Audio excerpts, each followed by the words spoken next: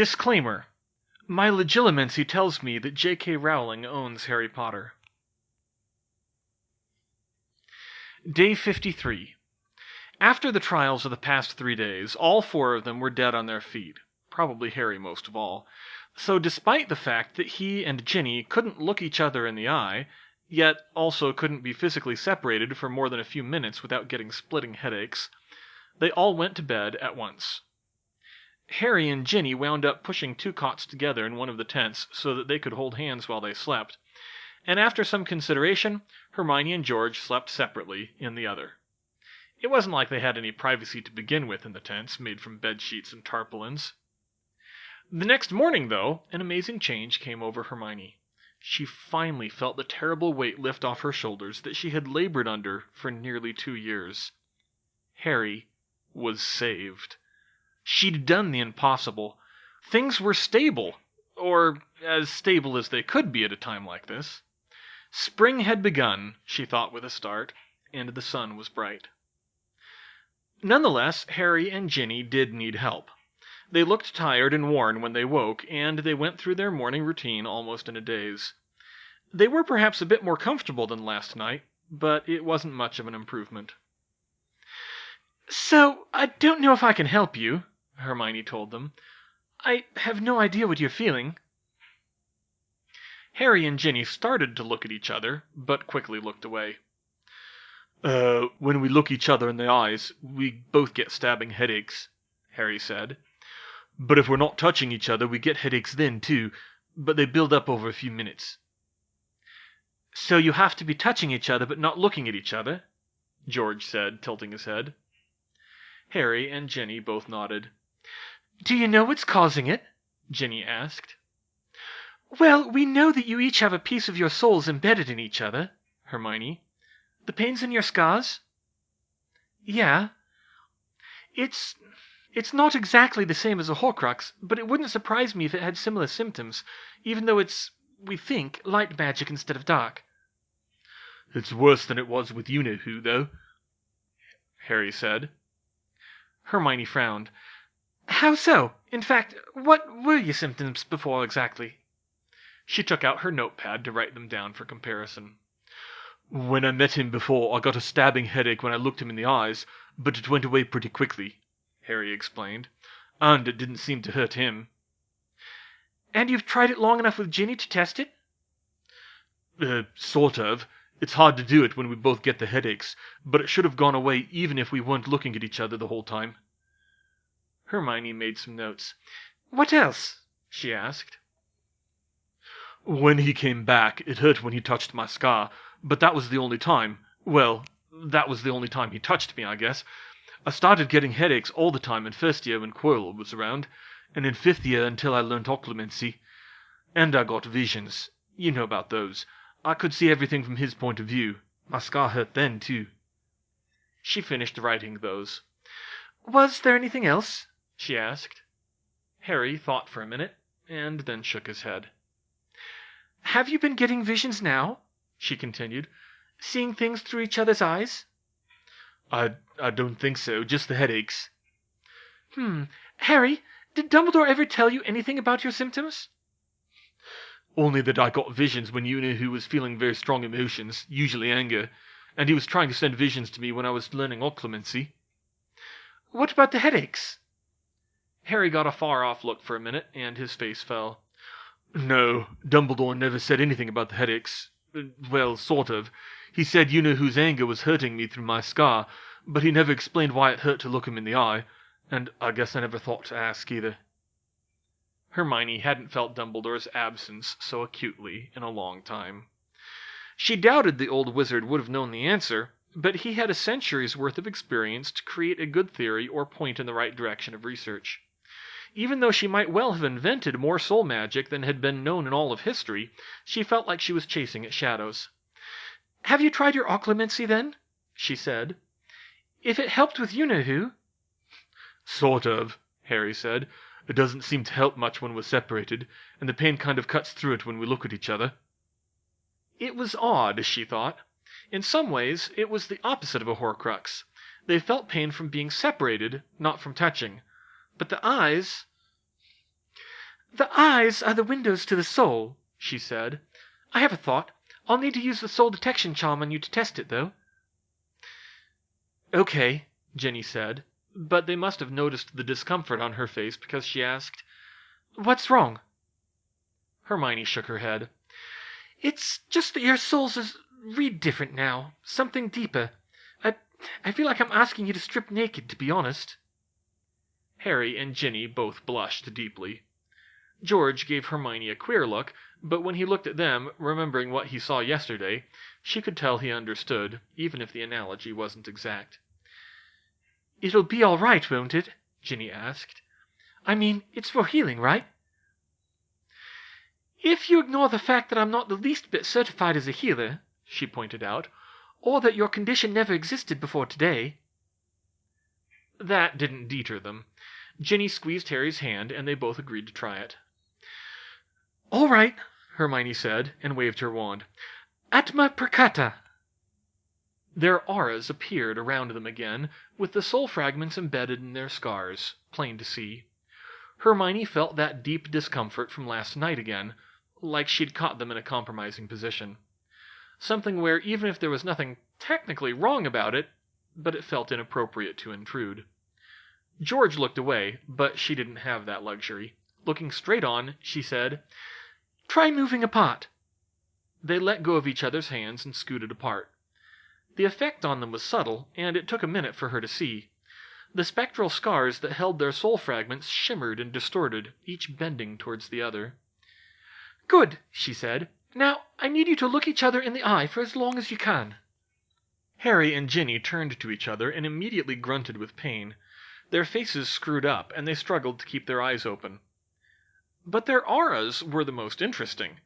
Their spectral scars flared with energy, and motes almost like sparks swirled around them as around a flame, reaching out to each other.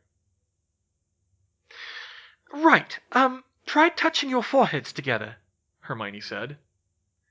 They did, and they gasped and sighed with relief. Better? Yes, said Harry. Pain's not completely gone, but a lot better. Hermione released the spell. I thought so. They looked away from each other and held hands again whilst staring at her intently. George, you can turn around, she said. I think I know what your problem is. You've both been wounded in the soul, a wound deeper than most people ever experience. Worse, you both had a piece of your own soul torn away, and that's something that maybe no good person has ever felt before. Maybe it was love, maybe it was the ritual itself, maybe it was the pain of two wounded souls clinging to each other for comfort, but you both lost a piece of yourselves, and, simply put, your souls want to be whole again. She paused and considered her words. This is just a guess, mind, but I think that when you're touching, your souls can feel the lost fragments in each other and feel connected to them again. I mean, I'm talking about them like they're a separate thing, but they're you. Subconsciously, you can feel the wounds you bear, and you're reaching out to soothe them. When you're apart, the connection is weaker and it grows painful. When you look each other in the eyes, well, it's like I say, the eyes are the windows to the soul. The connection is so strong that the fragments try to return, but they can't, and you're left with the pain in your scars. Hermione's eyebrows had crept higher and higher through the explanation, while Ginny was staring at her in wonder. What do we do about it, then? Harry said. Unfortunately, I can't fix it without another ritual that doesn't exist yet, and I can't make any guarantees it would work. Based on your symptoms from you-know-who, Harry, my guess is that you mostly need time to heal, maybe with mental therapy as well. Not like counseling, I mean like physical therapy. Practice staying separated longer, little by little, and when you can bear to be apart for long enough, practice looking each other in the eyes longer. Not too much at once, so it's not a shock to your system.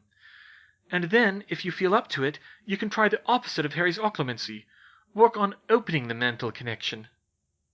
Harry stopped short. Opening? He said. Mental connection? Asked Ginny. Harry, you had a mental connection with you-know-who because of the Horcrux. It's how he sent you visions. If your light Horcruxes or whatever have the same properties, there should be a mental connection between the two. With enough practice, you should be able to see through each other's eyes the same way. If it works the same, you should be able to feel each other's emotions, communicate mentally regardless of distance, and, most important, I'm hoping that having the mental connection open will soothe your souls and make it easier for you without the physical contact. That's my best guess for how you can recover enough to be as functional as Harry was before." She finished and folded her hands in her lap. Everyone was staring at her now. It was George who spoke first, though.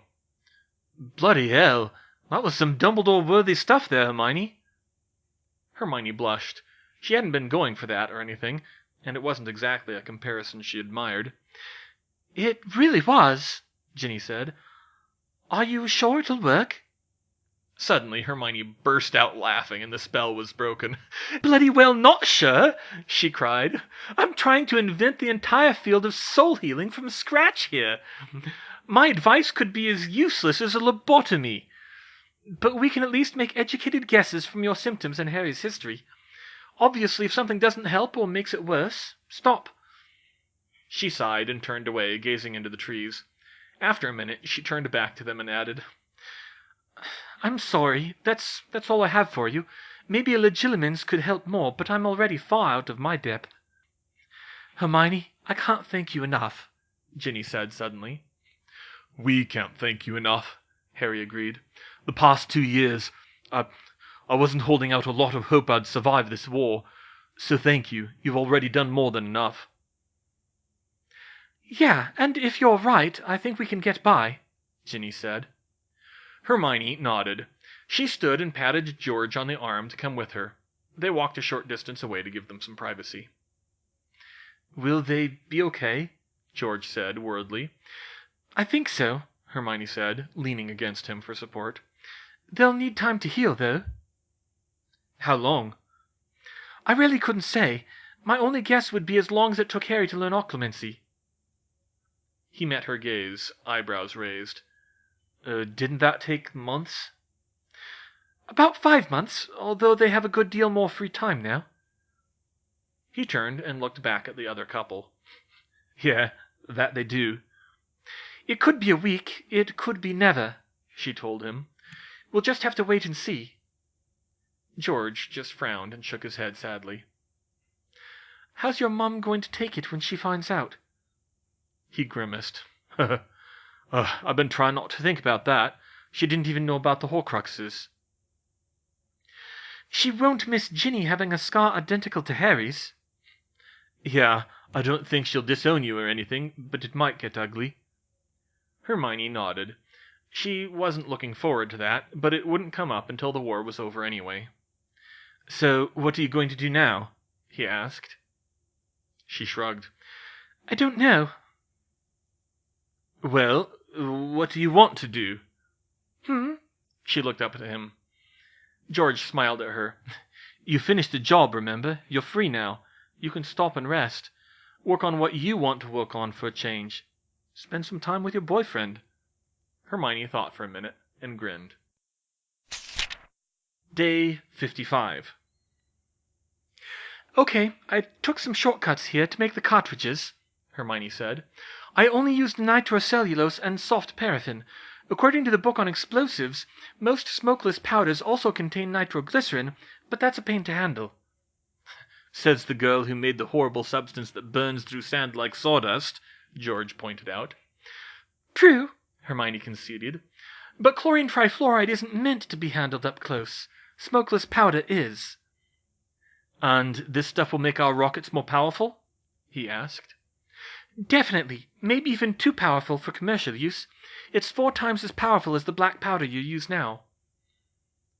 George whistled low as he studied the equipment they had made. They were working together again, just like old times, except now with a bit more of a combat bent. Hence the bullets. But it tied back to one of George's favorite things: fireworks. The only downside was that they still didn't have Fred there to join in.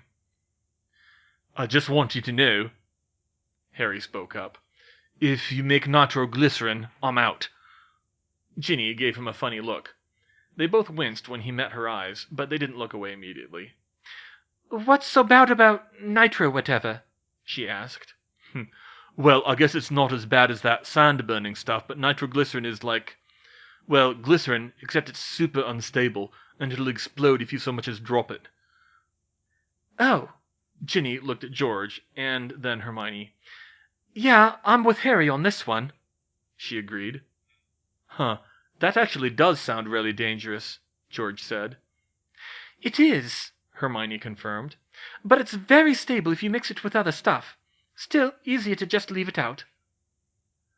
Hermione had certainly been more cheerful the past 3 days. She was finally sleeping, mostly, and hardly knew what to do with herself with all the free time she suddenly had. At George's prompting, snogging became a fair bit of it. Fair enough, George conceded. So these Muggle guns, do they use this powder like a tiny rocket to shoot bits of lead? To shoot bits of lead faster than the speed of sound, she corrected. At those speeds, they'll go right through you and keep going. The more powerful ones will go clean through a truck. Bloody hell! And Muggles use them instead of wands? Oh, heavens, no! Most Muggles don't use them at all. They're regulated. Well, it's complicated, but think along the lines of dark artifacts. To be honest, this one we're working on probably isn't legal, but it's not like I'll ever use it in the Muggle world. George laughed. Who would have thought that little goody two-shoes we met back in 3rd year would come to this? Clearly, you've corrupted me, Hermione deadpanned. She looked down at the half-finished gun they were trying to assemble. It wasn't much. A simple pipe, a magazine that was nothing more than a box, and a trigger. Real guns have a lot of built-in mechanisms to load and fire the bullets, and the bullets have to have a bit of primer to work, sort of like flash powder. But for this we can just use runes for all of it? George said. Exactly, and most importantly we can make it silent. Or nearly silent, anyway. We probably should try rockets, too. They have more firepower than a blasting curse. He stared at her. Are you serious? Uh-huh. Have you ever heard of a bazooka? Day 56. We need to figure out our next move, Harry said. Hermione sighed with resignation. Not that she disagreed, but it brought back that they still had so far to go. You're right, of course, she said. Once you two are recovered, we have 3 things left to do. We have to find Helga Hufflepuff's cup. We have to kill you-know-who's snake, and then you-know-who himself. And God only knew how they'd managed that last one. And I'm guessing in that order? Definitely in that order, Harry agreed. If we even try to go after Nagini, you-know-who will notice, and if we somehow kill you-know-who first, he'll just come back as a spirit like last time. So we need to find Helga Hufflepuff's cup, George said. Any idea what it is? Hermione shrugged. If we're lucky, it's only in a tiny castle beyond the Bridge of Death, accompanied by ill-tempered Frenchmen. George, Harry, and Ginny all stared at her. What? They all said. Muggle joke, never mind. She missed having other Muggle-borns around.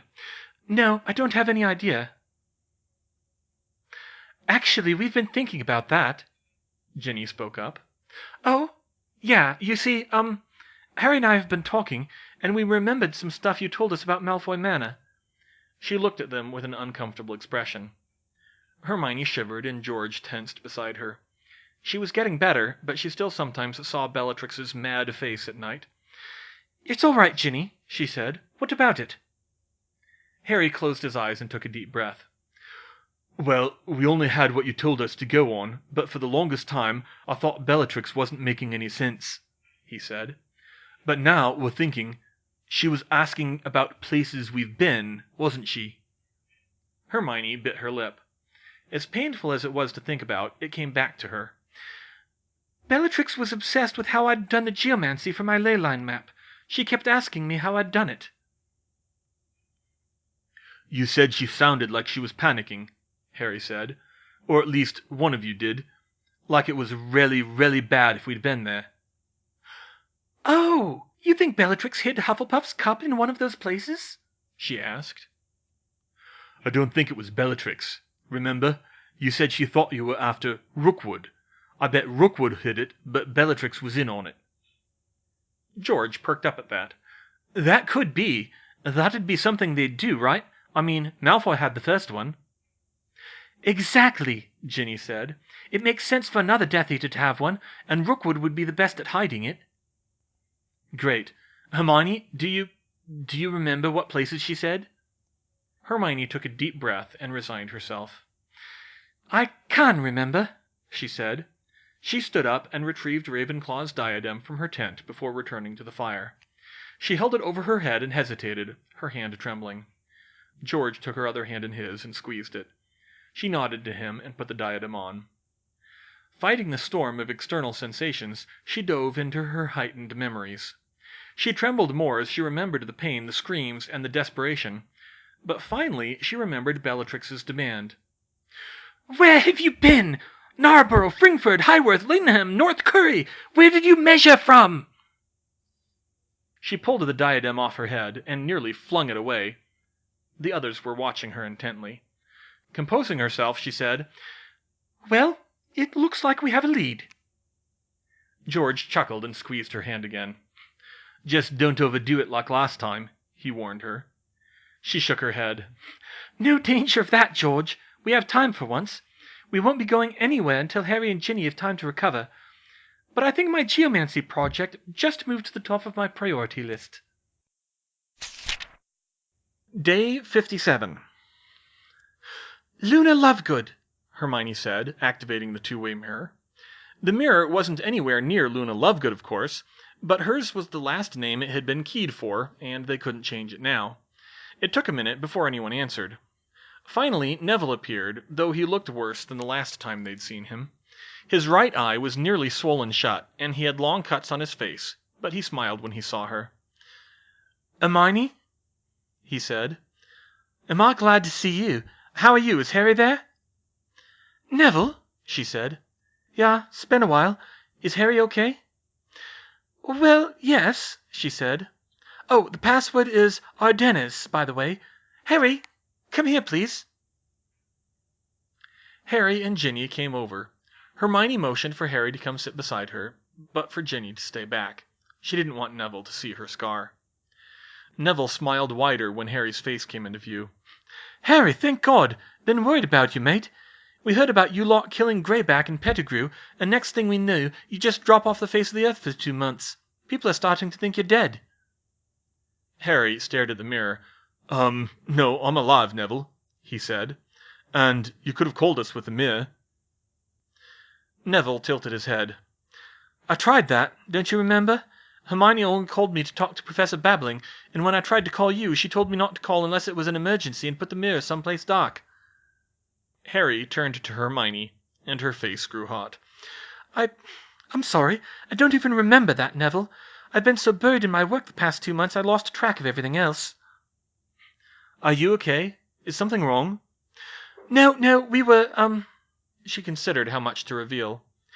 "We were completing one of the tasks Dumbledore set out for us, quite possibly the most difficult one." Neville grinned again. "That's great. This'll help you beat you-know-who, then." "We hope so," Harry said. "There's a couple more tricky bits to figure out first, though." The mirror wobbled in Harry's hands, more than usual. Hermione caught a glimpse of sheets and a pillow around his face. That wasn't normal.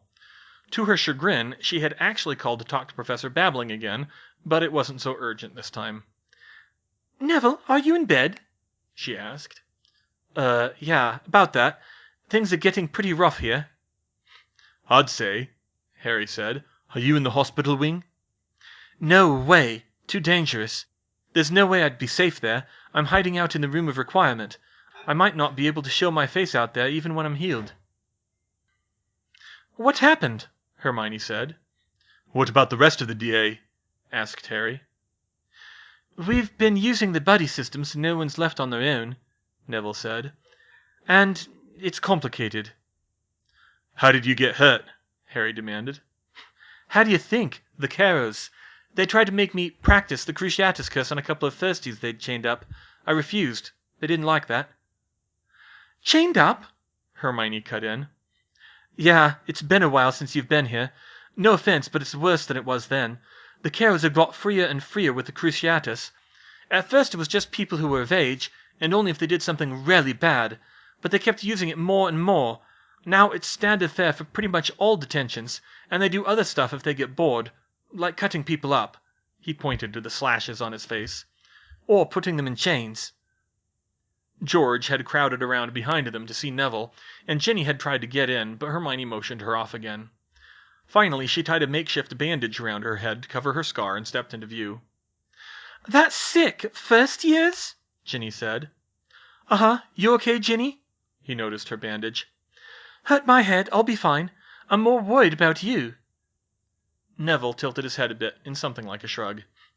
"Don't worry about me," he said. "They can't get me in here. It's hardest for people who have family and friends fighting on the outside. People like Megan. I told her to think about hiding out here too. I don't know if she will." "They can't just cut you up like that," George hissed. Hermione rubbed her left arm. The cuts had long since healed, but the scars reading "Mudblood" still showed clearly when she looked. She decided to change the subject before George got too worked up. "Neville, how many students have been tortured?" she said. Third year and down, not that many. 1 in 5, maybe. I know that sounds like a lot, but it's better than if it were all of them. We all tell them to keep their heads down and not act out for anything. Usually, all it takes is seeing one of their friends go through that for them to get the message.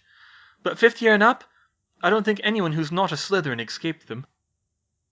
"Who's doing it?" asked Harry. "Carrows, and Crouch sometimes. About half of the 6th and 7th years did it at some point, but mostly just the Slytherins. We did what you said, Hermione. Had a walkout on the Dark Arts class. Most of us did. But then they got creative." She shivered. Creative could mean a lot of pretty nasty things. "What did they do?" Harry continued. "They tried adding it to the Charms curriculum, but Flitwick wouldn't teach it. Then they talked about making Dark Arts mandatory and making sure we showed up, but a bunch of us who were of age threatened to drop out over it. I don't know if we would have done it, 'cause of the younger kids, but they backed down. Then they brought back something like Umbridge's Inquisitorial Squad. Basically, every Slytherin who would want to use it has permission to use it in the halls, and they can just make up a reason." "Merlin, what about Daphne and Tracy?" Hermione asked. "Not them, that I know of. They're not on the squad, anyway. But it's getting bad out there. The thing they did with me was supposed to be my detention. Torturing little kids. That's how screwed up it is. I put out word for other people to hide in here if the pressure's too much." Hermione frowned. She could hardly imagine living in a situation like that. She knew they existed in places like Rwanda or Cambodia, had read up on them months ago when she still had easy access to a library. But seeing Neville live through it, she wondered for the first time if they'd taken the easy path out here in the wilderness. "What about the other unforgivables?" asked Harry. "Well, we worked on the Imperious Curse for a little while. Thing is, that one's legal if you have consent, so we, the DA that is, all agreed we could use it on each other to help us learn to resist it." "That's hard to do," Hermione said. "Did it do any good?" "I think it did all of us a little good. A couple of people got good at fighting it, but the Carrows caught on when we refused to use it on younger kids, and they stopped it. And they only teach the third one to people they trust." "Figures," Ginny said. "Stay strong, Neville," Harry said. "Keep safe over there." "Get other people out of there if you need to," Hermione added. "Will do, guys," Neville said. "So, anything else going on?" Hermione bit her lip. I actually did want to talk to Professor Babbling again, but it doesn't need to be right away if there's trouble. Sometime in the next couple of weeks I need to discuss geomancy with her. It's important to our next move." "Geomancy, huh?" Neville said. "Well, she'd be better than anyone else. Well, Tinworth might, but I wouldn't trust the new guy. I'll tell Lavender to get the mirror to her." "Thanks, Neville." Day 58. "Tonks had the baby!" "What?" Harry, Ginny, and George all cried. "I got a message from Kingsley." She held up her ring, and they all crowded around. "It must have come last night." "That's great!" Ginny squealed. "Boy or girl?" Hermione read the message, looking it over twice. "The name is Sasha." Ginny cocked her head. "Is that a boy or girl?" she asked. I don't know. It could be either. The message just gives the name. Well, that's dumb, Ginny said. Can you ask them back? I can try, but I don't know how many links it has to go through to get back to Remus and Tonks. Try it, George said. Meantime, I should probably pass it on to the rest of the family. Good idea, Ginny agreed. Mum will go spare if we keep it from her. Day 64. In theory, the global ley line network was a perfect geometric shape. In practice, as Hermione had discovered, continental drift bent the ley lines as the magical constructions built around them moved. But even then, it never deviated more than a couple of 100 yards. The most interesting result of this was that Hermione could calculate the latitudes of important magical centers perfectly. For example, with a bit of spherical trigonometry, she could determine that Hogwarts was built at exactly 58 degrees 16 minutes and 57 seconds north latitude, now closer to 58 seconds with continental drift. But, like the early seafarers, the school's longitude was not so easy to pin down. They couldn't just use a chronometer because time and space drifted around Hogwarts, fluctuating by miles and as much as half an hour. Somehow, this never caused synchronization problems with the Ministry. If you had an appointment, you always seemed to get there on time. If it was a casual trip, you always wound up having to adjust your watch. When Hermione mentioned this to Professor Babbling, she suggested that if she could plot the 5 towns Bellatrix had mentioned on a map, she might be able to figure out which ley lines were associated with them and match them to real latitude and longitude coordinates. Hermione tried it, and it turned out to be far easier than she expected. Throwing caution to the wind, she borrowed a road atlas of the United Kingdom from a library after hours, and looked up the towns of Narborough, Fringford, Highworth, Laneham, and North Curry, and she discovered something very interesting. They were all on the same line, a line pretty near to where the most powerful ley line running through the interior of England was supposed to be. That pretty much confirmed Harry's and Ginny's theory. All of those towns must be on major convergences with stone circles sitting on them. The perfect place to hide a Horcrux hidden behind the most powerful wards possible. Now they just needed to figure out which one hid it. She still thought on Mars would be a better choice, but luckily for them, you-know-who didn't. She was a bit stuck there for now, so she decided to sit on it for a while. They had time. And in any case, Hermione had something very different on her mind today. Happy birthday, George, she said, greeting her boyfriend with a heated kiss. George smiled down at her when she pulled away. Thanks, Hermione, he said. It's a nice day, too. Finally warming up. I just wish Fred could be here, too. She nodded. I'm sorry about that. We could probably call him, but... It's safer if he stays put, George asserted. With as much as we move around and the rest of the family hunkering down, it's easier anyway. We could still visit him, you know. I visited Flora and your mum. Only because you had to. Besides, I don't have any pranks prepared, and that's the ultimate faux pas. Hermione rolled her eyes and put one hand on her hips. Really, George? After everything you told me about taking care of myself, you need to see to yourself, too. You deserve a chance to see Fred today. It's okay, Hermione, he insisted. I'm just fine spending the day with my girlfriend. Well, too bad, because you got me anyway. George spun around with wide eyes just in time to see Fred come out of hiding. Freddie, he said, and he ran to hug his twin. What are you doing here? I went and got him, Hermione said. George spun back around to look at her.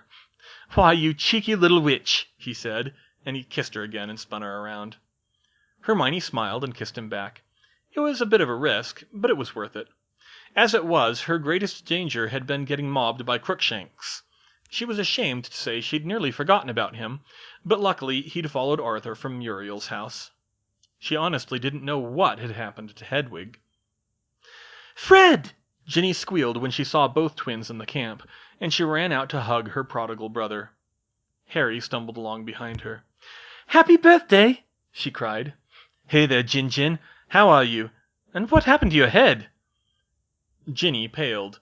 No one outside the camp knew the exact outcome of the ritual, although Fleur knew most of it. She turned around and looked at Harry, then at Hermione. Well, you see, I was walking along and I fell right into this thorn bush and... Fred started laughing. I'm kidding, Ginny, he said. Hermione told me when we came in so I wouldn't be surprised. He looked serious and gave Harry an intimidating stare, and this time Harry paled a bit. It's pretty messed up, but I'm glad you got you-know-who out of your head. And I guess if it had to be someone for Ginny, you're a pretty good choice. No promises when Ron finds out, though. Yeah, thanks, Fred, Harry said awkwardly. And how are you two doing? Fred asked. Harry and Ginny glanced at each other, and Ginny answered for them. Well, we can look at each other without getting blinding headaches now. It still hurts after a minute or so, though. I think we're seeing each other's dreams part of the time, too. Dreams? Yeah, Harry said uncomfortably. Hermione says stuff leaks through and we're feeling strong emotions. Ginny's seeing stuff from my childhood in her dreams that there's no way she could remember. Harry's been teaching me occlumency, she continued. Hasn't been much else to do, really. It's helping. Well, that's good, Fred answered. You take care of her, Harry. Always, said Harry. Hermione soon got both twins' attention again and produced her gifts. I wanted to get you both something, she said. Hey, bringing Fred out here is a pretty good gift, George said. She blushed slightly. You're welcome, George, but even so, I wanted to get you proper gifts. There's not much to work with out here, but I remembered you were interested in lock-picking, and I thought these might interest you. To each twin she held out a complicated tangle of multiple loops of thick wire in strange shapes. They were each as large as their open hands, similar to each other, but not quite identical. These are called topological puzzles, or just wire puzzles. They're Muggle toys made vaguely along the same lines. The idea is to get the long, thin loop out of the rest of the loops without cutting or bending the wire. George and Fred took the puzzles and started fiddling with them. They both saw that it would not be an easy task, and they grinned. This is really neat, George said. Might even be able to add them to our Muggle magic line, Fred suggested. Simpler versions, anyway. We wouldn't want to steal your thunder.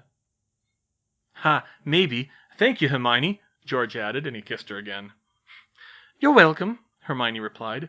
And most of them are simpler. These, she tapped each one with a finger, are one of a kind. I used Ravenclaw's diadem to recreate the most complex one I could remember seeing, and while I was wearing it, I saw some easy ways to customize them. So that's what you're doing with the diadem all day yesterday, George said. Well, I got sidetracked for a couple hours on Rookwood's flight spell, but mostly, yes. She reached into their tent and held up a heavily marked-up notebook filled with equations and diagrams for flight. George sighed, shaking his head. Just be careful with it, okay? Of course I will. Anyway, I also made them from titanium and doubled the size, so they're much less likely to get lost or broken. Brilliant, said Fred. This looks like fun. I'm glad you like it. Happy birthday, both of you. Day 67. Hi, Neville, Hermione said. You're looking better. Neville was sitting up on a chair now and looked to be mending well enough, albeit with some minor scarring. Behind his face in the mirror, though, the room looked different, larger and more elaborate. Hey, Hermione. Hey, Harry, he answered. How are you doing? About the same. What's the situation up there, Neville? Asked Harry. So-so, Neville said. Megan joined me here in the room. Seamus says it's kind of freaky being the only one in the dorm, so he might be coming soon too. Michael Connor's here. He got beaten half to death for trying to unchain some of the thirsties, and he says he's out. The room made more hammocks and curtains and stuff for them. That's good, Harry replied. What about everyone else? Safe for now, but I have a feeling it's going to get worse. The Carrows and their squad are searching for anyone who goes missing, and it's already getting harder for people to sneak in here. We're communicating more by protein charm. How's your master plan going? Stalled, I'm afraid, Hermione sighed. We need to find a certain thing that you-know-who hid somewhere. What, like a weapon? Yes, like a weapon. Don't tell anyone about that, though. We can't risk it getting back to him. The bad news is that we really don't have any leads.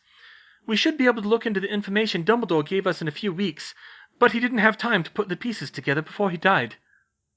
Damn. Is there any way we can help? I don't think so. Not from there, anyway. Ah, well.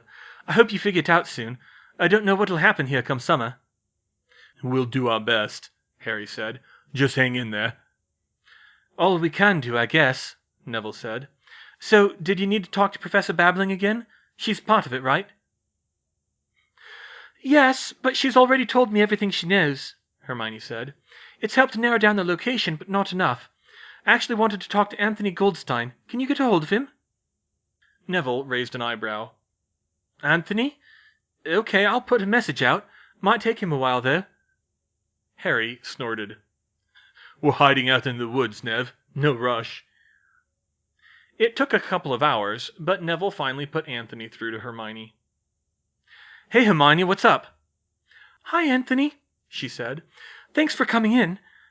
I'm sorry if this is completely barking up the wrong tree here, but you're the only Jewish wizard I know. Do you speak any Hebrew? Anthony raised his eyebrows. Phew, he said. If you'd asked me in first or second year, I could have told you a lot. I think I've forgotten most of it since my bar mitzvah. Why? This is a complete secret, you understand? She told him. He nodded. Do you recognize the words Yavad Yom Iveled Bo? Anthony stared at her, mouthing the words to himself. First off, your accent is atrocious, he said. But that's the book of Job, right? Yes, let the day perish on which I was born. Okay, and what's this about? I need to know how to change it to the third person. I don't trust myself with Hebrew grammar like I do with Latin or Greek, and I feel like I really need to get it right for this.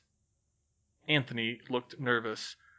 Hermione, are you trying to invent a spell from that? He said. She was silent for a minute. It was still half an idle thought, but Hermione had a hunch this was the edge they needed. Once they destroyed Hufflepuff's cup and killed Nagini, that still left one big problem. You-know-who was just too powerful to face head-on. With the power he'd shown, she feared he could stand against the entire Order of the Phoenix and come out on top. If she could find another way... Probably the less you know the better, she said. But trust me when I say it could be useful in the war.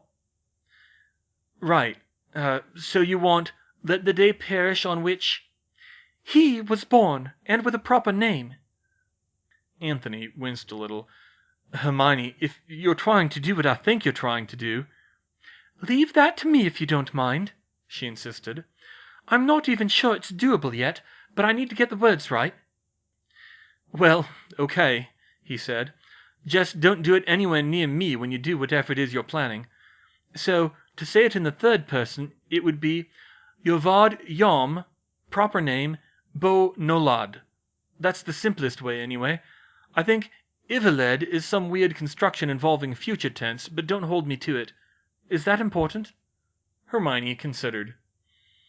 No, past simple is fine, she said, making a note of the answer. Now, in verse 8, let those curse it who curse the day. What if I want that to be first person? Day 76. And concentrate it into the bottle, Hermione said, carefully funneling her latest creation into a small container. With the runes, that should aerosolize well. And done. What are you working on, Hermione? George asked. A grenade of sorts, something I can't produce quickly and reliably with my wand. This one is concentrated capsicum spray. It's the active ingredient in hot sauce, but far more potent. These concentrations dispersed in the air will cause burning pain in the eyes and mucous membranes. Wow, sounds like strong stuff, he said. What if the Death Eaters use bubblehead charms, though? That would reduce its effectiveness, of course, but if any of it gets into the bubble, it'd be hard to get out. Huh, sounds good. And what's that? He pointed to another vial. It's poisonous, she said, and she looked up at him uncomfortably. Not sure if I'll have cause to use it, but I've given up setting a lot of things off limits. She watched his expression carefully. I trust you, Hermione, he said. If you think you'll need it, it's good you have it. She nodded. I wish I trusted myself that much, she thought. Ginny and Harry up yet? George asked her. Huh? She said, looking up. I think they're still asleep. George gave a funny look at their tent. Hermione guessed what he was thinking and said, I'm sure they're just sleeping, George. It's not their fault they can't sleep through the night in separate beds. He looked back down at her. Don't worry about me, he said. I know they need to stay together. It's just awkward.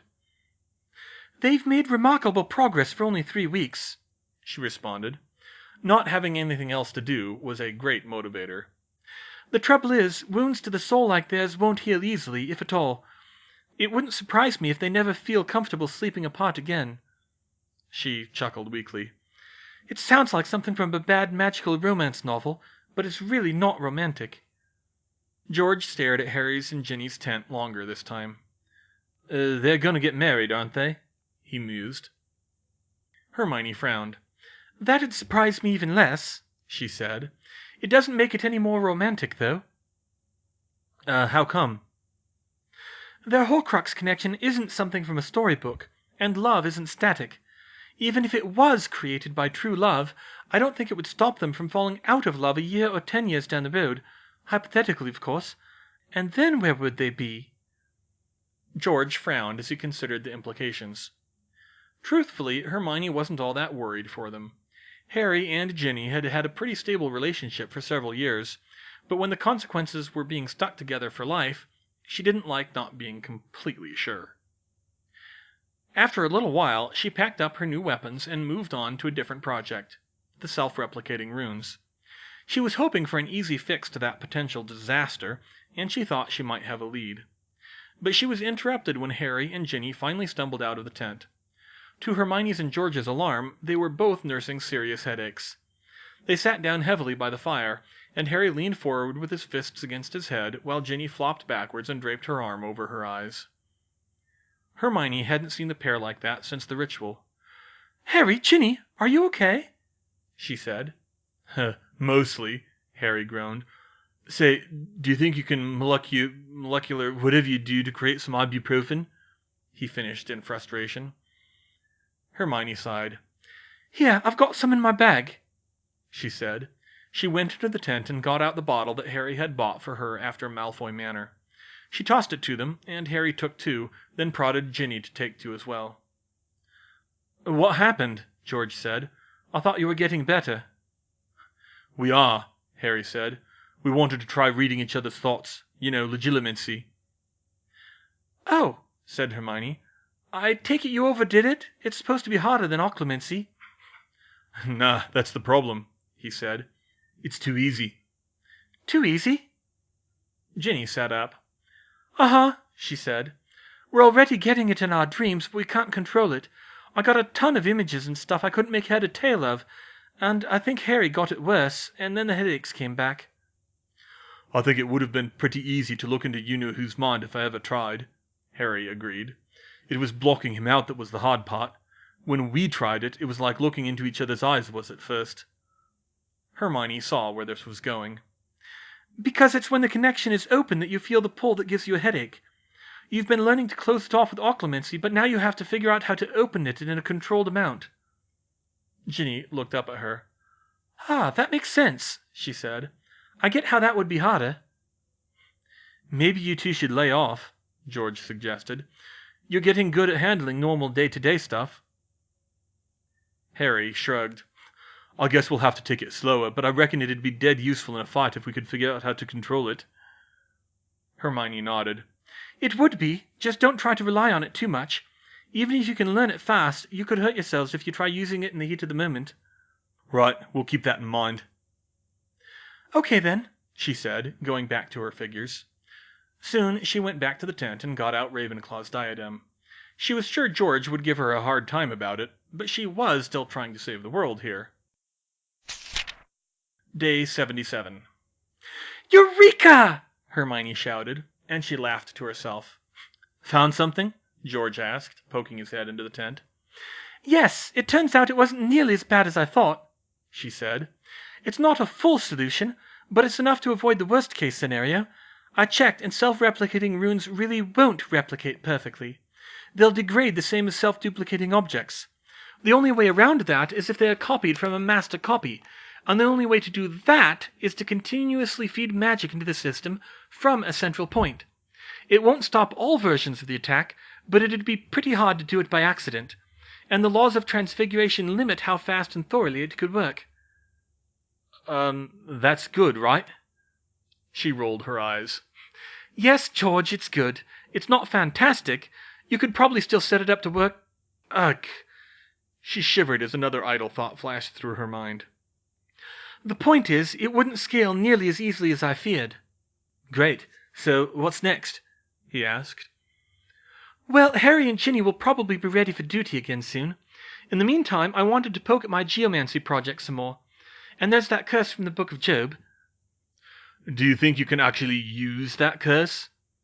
A voice came from outside the tent. George stepped aside and Harry ducked his head in. I mean, would it even be useful? Hermione shrugged. There's a ton of caveats, like we'd have to be at the Anchor Stones of Hogwarts, and I'm not entirely sure what it would do yet. Right now I'm still just considering it as a possibility, but I think it could be very useful. Day 78. I don't know that deplore really translates well, Anthony said. Would lament work? I think that's probably the closest. Hermione shrugged. Good enough.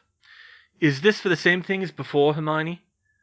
No, something different. I still want to get it right, though. Well, lament is... lispod? No, lispod is eulogize. Lament, cry, wail... lekonin. Lekonin, she repeated. Is that kaf noon noon? I think it's technically quaff noon noon. Right, and I want the plural imperative intensive form, Hermione said. Anthony gave her another one of those funny looks. Like ordering a group of people to mourn and lament? Intensively, she repeated. Do I want to know? He said. Probably not. Right. I might regret this, but the form would be... Quanenu. Yeah. So, any other ominous, pseudo-biblical translations you want? Just one for future reference. How would you go about saying, I cast you out, unclean spirit?